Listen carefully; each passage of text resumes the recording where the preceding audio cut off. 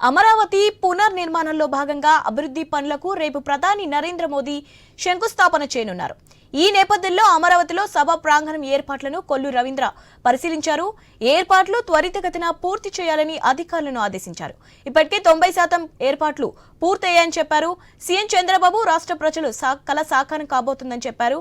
ప్రజా రాజధానికి ప్రధాని మోదీ శంకుస్థాపన చేయబోతున్నారంటున్న మంత్రి కొల్లు రవీంద్రతో మా ప్రతినిధి నాగేశ్వరరావు ఫేస్ టు ఫేస్. ప్రజా రాజధానిగా అమరావతిని ముఖ్యమంత్రి చంద్రబాబు నాయుడు ఇక్కడ ఏర్పాటు చేయడం జరిగింది. ప్రజల కోసం అయితే ఈ యొక్క రాజధాని ఏర్పాటుగా ఉన్న పరిస్థితి అయితే ఉంది. గత ప్రభుత్వంలో ఇక్కడ రాజధాని పనులు మసకబారటంతో ప్రస్తుతం మళ్ళీ ముఖ్యమంత్రి చంద్రబాబు నాయుడు ఆధ్వర్యంలో ప్రధానమంత్రి రీ ఎంట్రీగా రాజధాని పనులు ప్రారంభమవుతున్నాయి. దీనికి సంబంధించి మరి యొక్క మనతో మంత్రి కొల్లు రవీంద్ర గారు ఉన్నారు. సార్ చెప్పండి, పనులు ఎలా సాగుతున్నాయి, ఎంతవరకు అయినాయి? ఆంధ్ర రాష్ట్రానికి రాజధాని కావాలని ప్రతి ఒక్క ప్రజల కోరికని ఆనాడు రాష్ట్ర విభజన జరిగిన తర్వాత పనులు స్టార్ట్ చేసుకున్నాం. రైతులు కూడా ముందుకు వచ్చి 34,000 ఎకరాల భూమిని ఇచ్చారు. పనులన్నీ కూడా వేగవంతంగా ఆ రోజున అసెంబ్లీని నిర్మాణం చేసుకుని ఇక్కడి నుంచే అసెంబ్లీ కార్యక్రమాలు చేసుకున్నాం. సెక్రటరియట్ పనులు పూర్తి చేసుకుని సెక్రటరియట్ కార్యక్రమాలు, హైకోర్టు కానీ మళ్ళీ అన్నీ కూడా భవనాలు, నూతన భవనాల నిర్మాణం కూడా స్టార్ట్ చేసుకోవడం జరిగింది. దురదృష్టం జగన్మోహన్ రెడ్డి తర్వాత వచ్చిన తర్వాత ఆయన రాజధాని ఇక్కడే అని చెప్పి ఎన్నికల్లో చెప్పి మాట మార్చి ఎన్నికలైన తర్వాత 3 రాజధాని పేరుతో మరి ఎన్ని రకాలుగా ఇబ్బందులు పెట్టారు చూశారు. ఆ రోజున పెద్ద ఎత్తున అమరావతి రైతులే కాకుండా రాష్ట్రంలో ఉన్నటువంటి ప్రతి ఒక్కరు కూడా వారి సహకారం అందించి ఆ పోరాటంలో నిలబడ్డారు. ఇవాళ మరి ఒక విజయోత్సవ సభగా మనం చెప్పొచ్చు. ఒక మంచి ప్రభుత్వం వచ్చింది. చంద్రబాబు నాయుడు గారు తిరిగి మళ్ళీ పనులు స్టార్ట్ చేయడానికి కావాల్సినటువంటి అన్ని ఏర్పాట్లు చేస్తున్నారు. దానికి ప్రధానమంత్రి నరేంద్ర మోడీ గారిని మనం ఇక్కడ ఇన్వైట్ చేసుకున్నాం. వారి హస్తాలతో ఈ పనులు మళ్ళీ ప్రారంభించుకొని మరి ఆంధ్ర రాష్ట్రానికి ఒక మంచి రాజధానిగా అమరావతి నిలబడబోతోంది. తద్వారా అటు రాయలసీమ ఏరియాలో ఉన్నటువంటి పారిశ్రామికంగా కానీ, అక్కడ కారిడార్లు కానీ, అట్లాగే కోస్టల్లో ఉన్నటువంటి పోర్ట్స్ కానీ, ఉత్తరాంధ్రలో ఉన్నటువంటి ఐటీ కానీ, ఇవన్నీ కూడా రేపు రాబోయే కాలంలో ఆంధ్ర రాష్ట్ర ముఖ చిత్రాన్ని మార్చడానికి అమరావతి వేదిక కాబోతోంది. ప్రపంచంలో పటంలో అమరావతి ఒక మహానగరంగా నిలబడబోతోంది. దానికి సంబంధించి ఈ కార్యక్రమానికి రాష్ట్ర నలుమూలల నుంచి పెద్ద ఎత్తున మరి రావడానికి అందరూ కూడా సిద్ధపడతా ఉన్నారు. వారు వచ్చే వాళ్ళకి ఎక్కడా కూడా ఏ లోటు రాకుండా ట్రాన్స్పోర్ట్ దగ్గర నుంచి వాళ్ళకి కావాల్సినటువంటి ఫుడ్, అకామిడేషను అన్నీ కూడా, మెడిసిన్స్ కానీ, డాక్టర్స్ కానీ అన్నీ కూడా ఇక్కడ ఫెసిలిటీస్ ఏర్పాటు చేస్తున్నాం. ట్రాఫిక్ కూడా ఎక్కడ ఇబ్బంది రాకుండా ఎక్కడికక్కడ డైవర్షన్స్ కానీ అన్నీ కూడా ఏర్పాటు చేసుకోవడం జరిగింది. పోలీసు కానీ మిగతా అధికారులందరూ కూడా దీని మీద ప్రత్యేకంగా పర్యవేక్షణ చేస్తూ ఉన్నారు. ముఖ్యమంత్రి గారి డైరెక్షన్లో మరి గ్రూప్ ఆఫ్ మినిస్టర్స్గా మేము కానీ, అధికారులు కానీ మరి అందరూ కూడా దీన్ని సక్సెస్ చేయడానికి కావాల్సినటువంటి అన్ని ఏర్పాట్లు చేసుకున్నారు. మొదటిసారిగా ప్రధానమంత్రి నరేంద్ర మోదీ ఇక్కడ ప్రారంభించారు. మళ్ళీ రెండోసారి రీ ఎంట్రీగా అని మళ్ళీ ప్రారంభిస్తాం ఆశాస్పదంగా అయితే వైసీపీ నాయకులు మాట్లాడుతున్న పరిస్థితి దీన్ని చెప్తాను. దురదృష్టం మరి వాళ్ళు చేసినటువంటి దానివల్ల ఈ పరిస్థితి వచ్చింది. నిజంగా దాన్ని కంటిన్యూ చేస్తుండే ఈ పార్టీకి అద్భుతంగా రాష్ట్రం అన్ని రకాలు కూడా అభివృద్ధి చెందేది. ఇవాళ ఎందుకంటే పూర్తిగా దీన్ని భూస్థాపితం చేసినటువంటి జగన్మోహన్ రెడ్డి ప్రయత్నాన్ని పోరాటాల ద్వారా తీసుకున్నాం. తిరిగి మళ్ళీ ఆ పోరాట స్ఫూర్తితో ఈ అమరావతి నిర్మాణం పూర్తి చేసుకోవాలి. దానికోసమే ఈరోజు ఈ కార్యక్రమాన్ని మళ్ళీ పునఃప్రారంభించుకుంటున్నాం. అన్నీ కూడా టెండర్లు అన్నీ కూడా పూర్తయిపోయినాయి. వర్క్ కూడా స్టార్ట్ అయింది. దానికి సంబంధించి రేపు ఈ కార్యక్రమం జరగబోతాం. ఈ పరిస్థితి ఏదైతే ప్రధానమంత్రి రానున్న నేపథ్యంలో ఇక్కడ పునర్నిర్మాణం, అమరావతి పునర్నిర్మాణం అయితే ప్రత్యేకంగా అన్ని పూర్తి ఏర్పాట్లు అయితే పూర్తయినాయి. దీనికి సంబంధించి ఏదైతే పోలీస్ బందోబస్తు కానీ మొత్తం కూడా ప్రధానమంత్రికి సంబంధించి వచ్చే రూట్ మ్యాప్ కూడా అన్ని ఏర్పాట్లు అయితే పూర్తయినగా చెప్తున్నారు. ఇప్పటికే ట్రయల్ రన్ కూడా మొత్తం నిర్వహించిన పరిస్థితి అయితే ఉందని చెప్పిన పరిస్థితి కూడా ఉంది. ఇక్కడ మరికొద్ది గంటల్లో ఇక్కడ పూర్తి ఏర్పాట్లు పూర్తిగా అయిపోతాయి. దీనికి సంబంధించి ఏదైతే ఇంకా ఏమన్నా చిన్న చిన్న పనులున్నా కూడా ఈరోజు సాయంత్రం రాత్రి లోప అయితే ఈ పూర్తి పనులు అయితే అవే అవకాశం అయితే ఉన్నట్లుగా మంత్రి కొల్లు రవీంద్ర చెప్తున్నారు. కెమెరా పర్సన్ చైతన్యతో Nageswararao, I news, Amaravati news.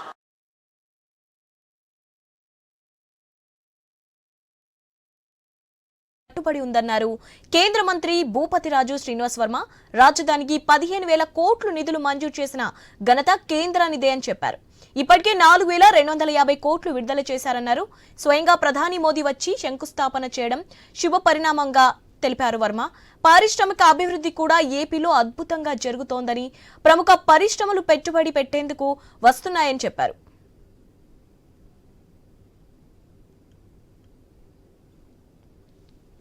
పనులకు శ్రీకారం చుట్టడానికి భారత ప్రధానమంత్రి శ్రీ నరేంద్ర మోడీ గారు రేపు అమరావతి వస్తున్నారు.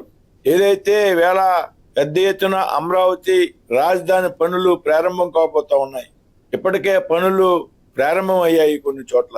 గత 5 సంవత్సరాల్లో ఆంధ్రప్రదేశ్ రాజధాని లేనటువంటి రాష్ట్రంగా మిగిలిపోయింది అనేటువంటి విషయం మనందరికీ కూడా తెలుసు. ఇవాళ ఏదైతే నరేంద్ర మోడీ గారు, చంద్రబాబు నాయుడు గారు, పవన్ కళ్యాణ్ గారి యొక్క నాయకత్వంలో ఆంధ్రప్రదేశ్ లో అభివృద్ధి పనులు శరవేగంగా కొనసాగుతున్నాయి. ముఖ్యంగా రాజధానికి సంబంధించినటువంటి పెద్ద ఎత్తున కేంద్ర ప్రభుత్వం 15,000 రూపాయలు నిధులు కేటాయించడం జరిగింది. అందులో 4,285 కోట్ల రూపాయలను ఇప్పటికే రిలీజ్ చేయడం జరిగింది. ఆంధ్రప్రదేశ్ అభివృద్ధికి వేళ కేంద్రం కట్టుబడి ఉంది అనేటువంటి విషయంలో ఏమాత్రం కూడా అనుమానం లేదు. చక్కటి కాంబినేషన్ వేళ చంద్రబాబు నాయుడు గారు, నరేంద్ర మోడీ గారు, పవన్ కళ్యాణ్ గారి సారథ్యంలో రాష్ట్రం అభివృద్ధి దిశగా ప్రయాణిస్తోంది అనే చెప్పడంలో ఎటువంటి అనుమానం కూడా లేదు. తరచూ రాష్ట్ర ముఖ్యమంత్రి గారు ఢిల్లీ రావడం, ప్రధానమంత్రిని, ఇతర కేంద్ర మంత్రుల్ని కలవడం ద్వారా పెద్ద ఎత్తున నిధులు మంజూరు చేయించుకోవడం జరుగుతూ ఉంది అనేటువంటి విషయం మనందరికీ కూడా తెలుసు. ఇవాళ రాష్ట్ర రాజధానికి అమరావతికి 15,000 మాత్రమే కాకుండా పోలవరానికి 12,000 కోట్ల రూపాయలు, అదేవిధంగా విశాఖపట్నంలో రైల్వే జోన్ ఏర్పాటు, అదేవిధంగా అమరావతిని దేశవ్యాప్తంగా ఉన్నటువంటి అన్ని ముఖ్యమైనటువంటి ప్రాంతాలతో కనెక్టివిటీ చేస్తూ కొత్త రైల్వే లైన్ల నిర్మాణం, ఏదైతే వైజాగ్ RINL ఉన్నదో, విశాఖపట్నం స్టీల్ ప్లాంట్ ఏదైతే ఉందో, ఆంధ్ర ప్రజల యొక్క సెంటిమెంట్ కి సంబంధించి దానికి నరేంద్ర మోడీ గారు, నిర్మలా సీతారామన్ గారు ఒక నాయకత్వంలో పెద్ద ఎత్తున 11,400 కోట్ల రూపాయలు మంజూరు చేయడం, ప్యాకేజీని ఇవ్వడం, అదేవిధంగా అనకాపల్లిలో దాదాపు 1,40,000 కోట్లతో RSL మెటల్ వారి ఆధ్వర్యంలో పెద్ద ఎత్తున స్టీల్ ప్లాంట్ ఏర్పాటు నిర్మాణం కోసం మంజూరు చేయడం, అదేవిధంగా రామాయపట్నంలో భారత పెట్రోలియం కార్పొరేషన్ లిమిటెడ్ లో దాదాపు 70,000 కోట్లతో రిఫైనరీ ఏర్పాటు చేసేటువంటి విషయం. ఈ విధంగా రాబోయేటువంటి రోజుల్లో లక్షలాది యువతకు ఉపాధి కల్పించే విధంగా ఆంధ్ర రాష్ట్రంలో పనులు కొనసాగుతాం. కేంద్రం నిధులు మంజూరు చేస్తే ఈ రాష్ట్ర ముఖ్యమంత్రి యొక్క విజన్ ఒక అద్భుతమైనటువంటి రాజధాని ఆంధ్రప్రదేశ్ కి నిర్మించాలనేటువంటి ఆలోచన. గతంలో చంద్రబాబు నాయుడు గారి ఆధ్వర్యంలో పెద్ద ఎత్తున హైదరాబాద్ నగరంలో అభివృద్ధి చెంది, హైదరాబాద్ నగర అభివృద్ధికి చంద్రబాబు నాయుడు గారు కేర్ ఆఫ్ అడ్రస్ గా ఉన్నటువంటి సంగతి మనందరూ కూడా తెలుసు. సైబర్ టవర్స్ నిర్మాణం ద్వారా హైదరాబాద్ కి ఐటీని పరిచయం చేసినటువంటి పెద్ద ఎత్తున ముఖ్యమంత్రి. ఈవేళ వీరిద్దరు ముగ్గురు కాంబినేషన్ లో అమరావతి రాబోయేటువంటి రోజుల్లో దేశంలోనే ఒక అత్యుత్తమైనటువంటి రాష్ట్ర రాజధానిలో ఒకటిగా తయారవుతుంది అనేటువంటి విషయంలో ఎటువంటి అనుమానం కూడా లేదు. అదేవిధంగా ఈ మధ్యన లోకేష్ గారు కేంద్రంలో మంత్రిని కలిసినప్పుడు, అశ్విని వైష్ణవ్ గారిని కలిసినప్పుడు ఏదైతే మొన్న బడ్జెట్ లో 3 AI ఆర్టిఫిషియల్ ఇంటెలిజెన్స్ సెంటర్స్ మంజూరు చేయడం జరిగిందో, అందులో ఒకటి వైజాగ్ లో పెట్టాలని లోకేష్ గారి విజ్ఞప్తిని అశ్విని వైష్ణవ్ గారు అంగీకరించడం, ఇలాగా ప్రతి సందర్భంలోనే కూడా కేంద్రం రాష్ట్రం కలిసి పనిచేయడం ద్వారా ఈ రాష్ట్రం శరవేగంగా అభివృద్ధి చెందుతుంది. గత 5 సంవత్సరాల్లో ఏదైతే అభివృద్ధి నిరోధక శక్తులు ఈ రాష్ట్రంలో ఉండి అభివృద్ధి ఆగిపోయినటువంటి సందర్భంలో రాబోయేటువంటి 5 సంవత్సరాల్లో పెద్ద ఎత్తున అభివృద్ధి కొనసాగుతుంది అనేటువంటి విషయంలో ఏమాత్రం కూడా అనుమానం లేదు. అందుగాను ప్రధానమంత్రి గారు ఏదైతే 15,000 కోట్లు మంజూరు చేయడం, ఆ తర్వాత మరిన్ని నిధులు మంజూరు చేసేటువంటి ఆలోచన, అందుకనే రాష్ట్ర ముఖ్యమంత్రి గారు రాజధాని అమరావతి పునర్నిర్మాణ పనులకు మోడీ గారిని ఆహ్వానించడం జరిగింది. ఆయన ఆహ్వానం మేరకు రేపు మోడీ గారు 2వ తారీఖు రాబోతా ఉన్నారు. ఈ వేడుకల్లో రాష్ట్రంలోని ప్రజలందరూ కూడా పెద్ద ఎత్తున పాల్గొని ప్రధానమంత్రి నరేంద్ర మోడీ గారికి ఘనమైనటువంటి స్వాగతం పలగాలని ఈ సందర్భంగా విజ్ఞప్తి చేస్తున్నారు. ప్రధాని మోదీ నేతృత్వంలోని కేంద్ర ప్రభుత్వం ఏపీకి పెద్ద ఎత్తున సహకారం అందించిందని అనపర్తి ఎమ్మెల్యే నల్లిమిల్లి రామకృష్ణారెడ్డి అన్నారు. కూటమి ప్రభుత్వం ఏర్పడిన 10 నెలల కాలంలోనే ఏపీ అభివృద్ధి ఎజెండాగా కేంద్రం నుంచి 3.5 లక్షల కోట్ల రూపాయల ప్రయోజనం చేకూరిందన్నారు. కూటమి ప్రభుత్వం రాష్ట్ర అభివృద్ధికి విశేషంగా కృషి చేసిందని చెప్పారు. అమరావతిలో జరిగే పలు పునర్నిర్మాణ పనులకు ప్రధాని మోదీ శ్రీకారం చుడుతున్నారంటున్న అనపర్తి ఎమ్మెల్యే నల్లిమిల్లి రామకృష్ణారెడ్డితో మా కాకినాడ ప్రతినిధి రాజేష్ ఫేస్ టు ఫేస్. ప్రధానమంత్రి నరేంద్ర మోదీ అమరావతి పర్యటన నేపథ్యంలో అసలు అమరావతి సంబంధించి పునర్నిర్మాణం ఎలా ఉండబోతుందని దానిపై అయితే ప్రస్తుతం వద్ద అనపర్తి ఎమ్మెల్యే రామకృష్ణారెడ్డి ఉన్నారు. వారిని అడిగి మరింత సమాచారం చేసి ప్రయత్నం చేద్దాం. సార్ చెప్పండి, ఇప్పటికే నరేంద్ర మోడీ గారు వస్తున్నారు, ఇప్పటికే అక్కడ ఉన్న అభివృద్ధి కార్యక్రమాలు అన్నీ ఇప్పటికే కార్యక్రమాలు పూర్తి చేస్తున్నారు. అయితే ఈ పునర్నిర్మాణం సంబంధించి ఏర్పాట్లు ఏ రకంగా చేశారు? ప్రధానమంత్రి గారు ఒక వేదికకి వస్తున్నారంటే ఆ వేదికను ఏ విధంగా చేస్తారనేది ప్రజలందరికీ తెలిసిందే. కాకపోతే ముఖ్యంగా అమరావతి నిర్మాణం కోసం, పునర్నిర్మాణం కోసం ప్రధానమంత్రి గారు రావడంలో ప్రత్యేకత ఏంటంటే 78 సంవత్సరాలుగా అనేక కేంద్ర ప్రభుత్వాలు వచ్చినాయి. ఏ కేంద్ర ప్రభుత్వం కూడా ఆంధ్రప్రదేశ్ రాష్ట్రానికి ఇంత పెద్ద ఎత్తున సహకారం అందించాల. ఈ 10 నెలల కాలంలో దాదాపుగా 3.5 లక్షల కోట్ల రూపాయల మేరకు ఆంధ్రప్రదేశ్ రాష్ట్రానికి ప్రయోజనాలు చేకూరే విధంగా కేంద్ర ప్రభుత్వం నిర్ణయాలు తీసుకుంది.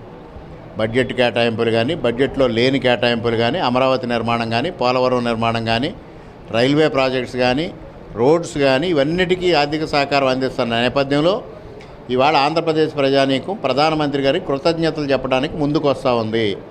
దానికోసం ప్రజలు పెద్ద ఎత్తున ఉత్సాహం చూపిస్తూ ఉన్నారు రేపు కార్యక్రమానికి హాజరు కావడం కోసం.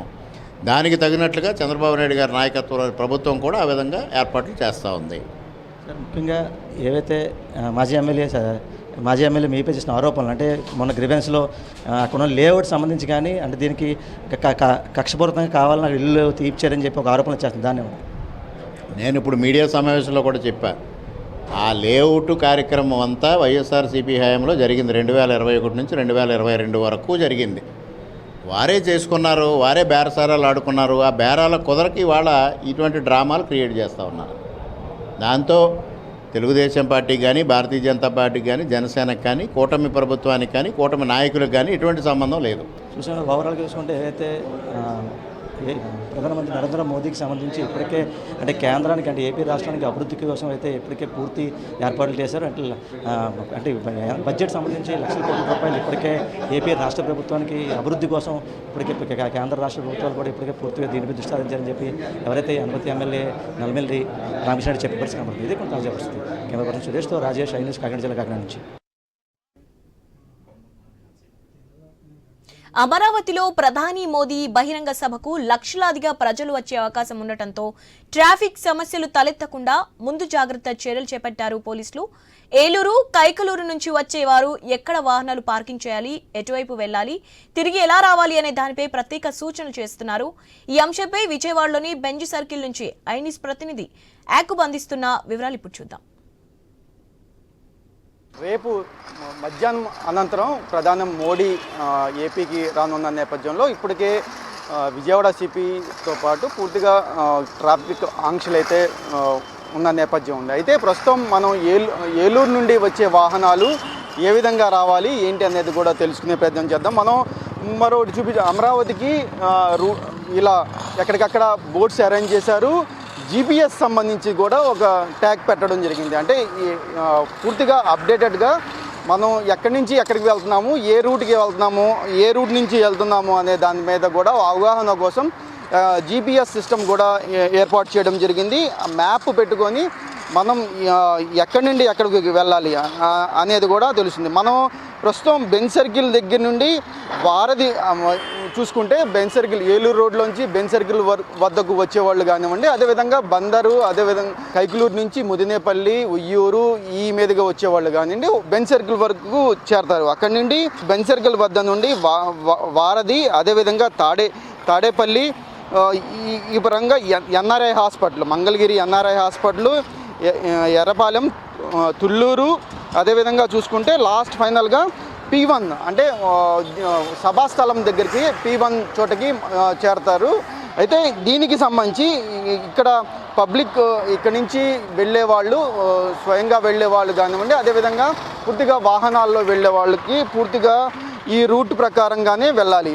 ఇలా వెళ్తూనే ఆ సభాస్థలానికి ప్రశాంతమైన వాతావరణంలో వెళ్ళే అవకాశం ఉంది. ఎందుకంటే ఎక్కడికి చూసినా పోలీసు ఆంక్షలు ఉన్న నేపథ్యంలో సభా ప్రాంగణానికి వెళ్తే పోలీసులు ఏ విధమైన రూట్ మ్యాప్లు ఇచ్చారు, ఆ రూట్ మ్యాప్లో పరంగా వెళ్తేనే ప్రశాంతంగా వెళ్ళే అవకాశం ఉంటుంది. అయితే మనం చెప్పిన ప్రకారం చూసుకుంటే ఏలూరు నుండి సభా ప్రాంగణానికి సుమారుగా మీరు వైజాగ్ నుండి రానివ్వండి, అదేవిధంగా శ్రీకాకుళం నుంచి, ఇచ్చాపురం నుంచి, శ్రీకాకుళం నుంచి రానివ్వండి, ఏలూరు, అదేవిధంగా బెంజ్ సర్కిల్ వరకు ఖచ్చితంగా రావాల్సి ఉంటుంది.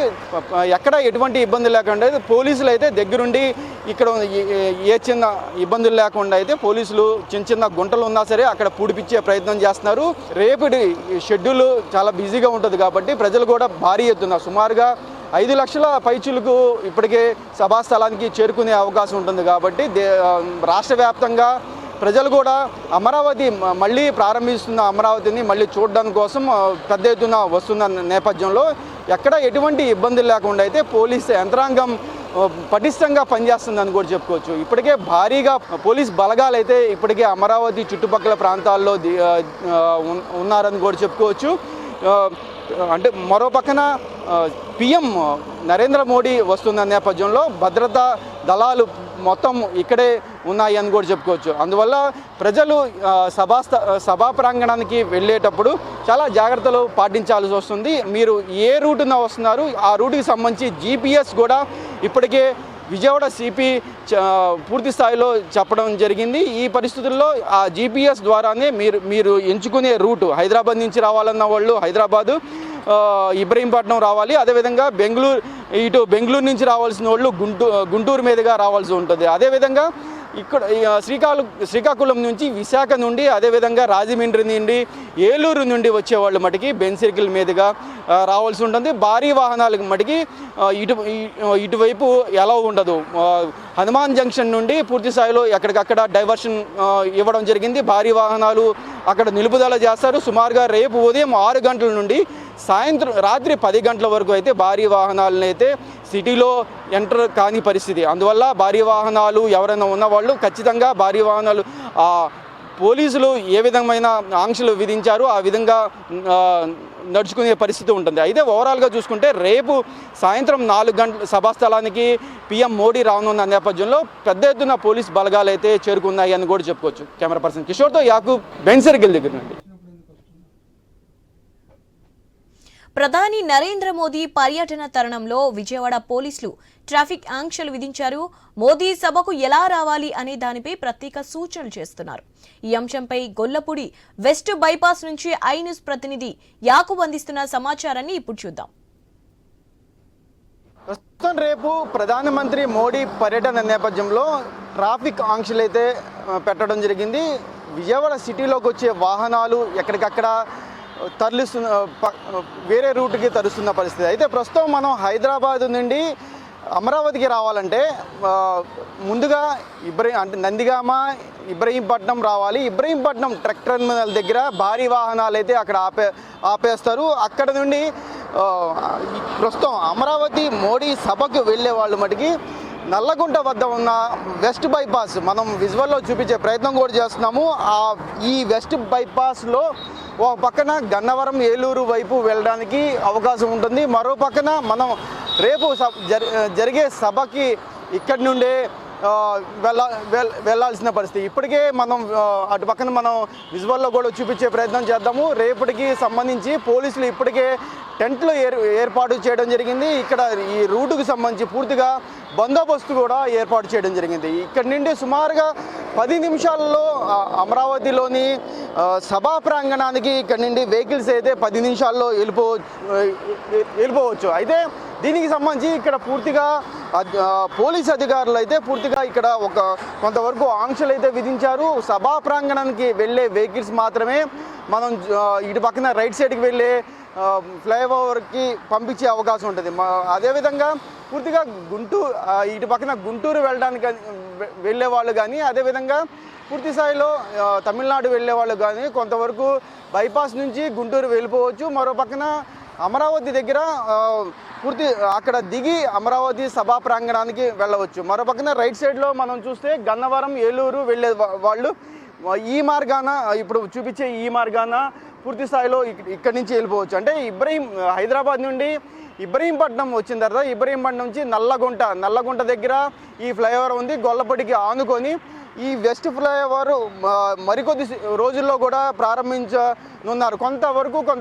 ఒక్క చోట మాత్రమే ఇప్పటికే పూర్తి స్థాయిలో అయిపోయినప్పటికీ ఒక ఎలక్ట్రికల్ లైన్స్ ఉండడంతో కొంత అక్కడ లేట్ అవుతున్న పరిస్థితి. ఈ పరిస్థితిలో రేపు ఒక్కరోజు మటుకి ఈ ఫ్లైఓవర్ని ఈ భద్రతా నిబంధనల ప్రకారం కానివ్వండి, అదేవిధంగా పిఎం టూర్కి సంబంధించి రేపు ఒక్కరోజు మటుకి వదిలే అవకాశం ఉంది. అయితే గతంలో కూడా పూర్తి స్థాయిలో కొన్ని అవసరాలకు మాత్రమే ఈ ఫ్లైఓవర్ని వదిలారు. మళ్ళీ మరోసారి ఈ ఫ్లైఓవర్ రేపు ఈరోజు మధ్యాహ్నం నుండి రేపు సాయంత్రం రేపు రాత్రి 10 గంటల వరకు ఈ ఫ్లైఓవర్ని ఈ 2 రోజులు మాత్రం మటుకి వదిలిపెట్టే అవకాశం ఉంది. సభా ప్రాంగణానికి సుమారుగా 10 నిమిషాల్లో ఈ ఫ్లైఓవర్ ఎక్కితే 10 నిమిషాల్లో అక్కడ చేరుకునే అవకాశం ఉంది. ఓవరాల్గా చూసుకుంటే ఇప్పటికే మరో పక్కన ట్రాఫిక్ ఇప్పటికే విజయవాడ సిపి కూడా కీలక ఆదేశాలు జారీ చేయడం జరిగింది. విజయవాడ సిటీలో రాకుండా మరో పక్కన ఇప్పటికే హనుమాన్ జంక్షన్ నుండి తమిళనాడు వెళ్ళే వెహికల్స్ కానివ్వండి, అదేవిధంగా పూర్తి స్థాయిలో హైదరాబాద్ వెళ్ళే వెహికల్స్ కూడా డైవర్షన్ ఇవ్వడం అయితే జరిగింది. దానికి సంబంధించి మరో అక్కడ నుండి మరో లైవ్ ఇచ్చే ప్రయత్నం అయితే చేద్దాము. ప్రస్తుతం అయితే ఇక్కడ ఇబ్రహీంపట్నం నుంచి సుమారుగా 5 కిలోమీటర్లు దాటిన తర్వాత ఈ ఫ్లైఓవర్ ఉంటుంది. ఇక్కడ నుంచి 10 నిమిషాల్లో మాత్రం ఇక్కడ నుండి సభా ప్రాంగణానికి వెళ్ళే అవకాశం ఉంటుంది. పూర్తిగా భద్రతా బలగాల నుండి వెళ్ళే అవకాశం ఉంది. వెహికల్స్ మటుకి ట్రక్ టెర్మినల్ ఇబ్రహీంపట్నం దగ్గర ట్రక్ టెర్మినల్ దగ్గర భారీ వెహికల్ అయితే అక్కడ ఆపేస్తారు. అదేవిధంగా బస్సులు, అదేవిధంగా ఇక్కడి నుండి వెళ్ళే ప్రజలకు పూర్తి స్థాయిలో అయితే ఇక్కడ భద్రతా లోపాలు ఏమీ లేకుండా ఇక్కడి నుంచే పంపించే అవకాశం ఉంది అనేది కూడా తెలుస్తుంది.